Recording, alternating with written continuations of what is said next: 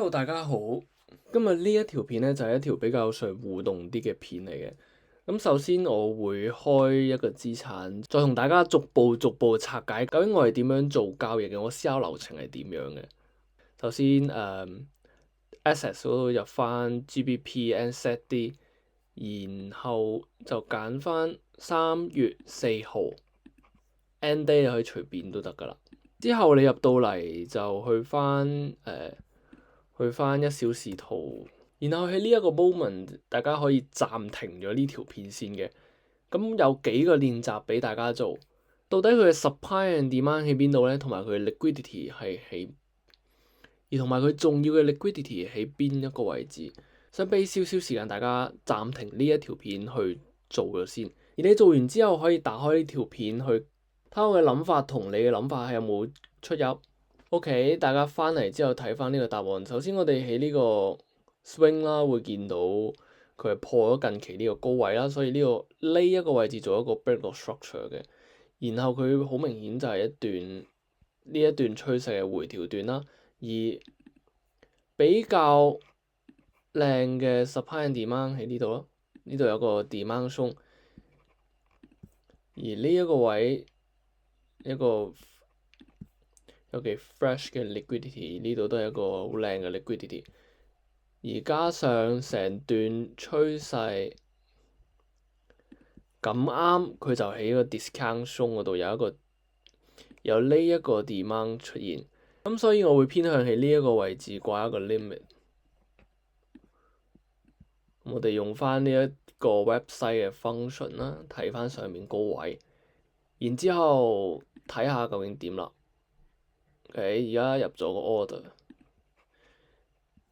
你見到價格即刻打咗喺上邊，所以就印證咗呢一個位置係一個重要嘅 liquidity， 呢個位置都係一個重要嘅 liquidity。而佢撞到呢一個 demand zone 嘅時候，喺呢度就直接向上。OK， 嗱出翻嚟啦，啱啱我哋做完 GBP NZD 嘅訓練啦，而家可以做另一個資產嘅 EUR NZD， 咁就日期可以揀18號，我哋一齊做一個訓練。OK，嗱大家入到嚟之後，我都係啱啱入嚟呢個圖表嘅啫，咁就可以暫停，好似啱啱咁樣暫停呢條片去做一個，好似啱啱咁樣暫停呢條片而畫好圖之後，你再繼續播放呢條片。嗱，我嘅想法咧就係呢個位置係一個 swing low， 而呢個位置係一個 swing high， 而加上最新嘅 demand zone 喺呢個位置啦，呢一個 swing structure 係破咗前面呢個高位，咁而佢暫時係得一個 liquidity 嘅啫喺呢個位置，同埋最大力嘅喺呢度喺個底部。而喺呢一個 situation， 我會覺得價格係有少少伏嘅。我哋一路睇落去就知道我講咩㗎啦。嗱，價格佢一路做緊震盪嘅，佢冇翻落嚟下面呢個 demand zone 度。咁而佢一路做緊震盪，佢雖然係做咗一個新嘅 high lows， 冇延伸翻呢一段嘅 swing structure 咯。咁所以其實佢有機會佢係唔夠 liquidity 去繼續向上嘅。睇啊，直至到呢個位置，咁先可能去考慮佢會唔會繼續向上。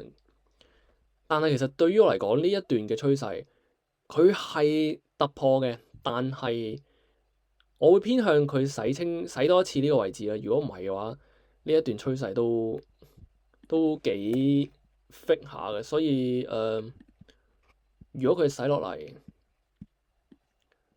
我會偏向喺呢度啦。佢洗清楚，洗到清清楚楚，跟住先繼續向上。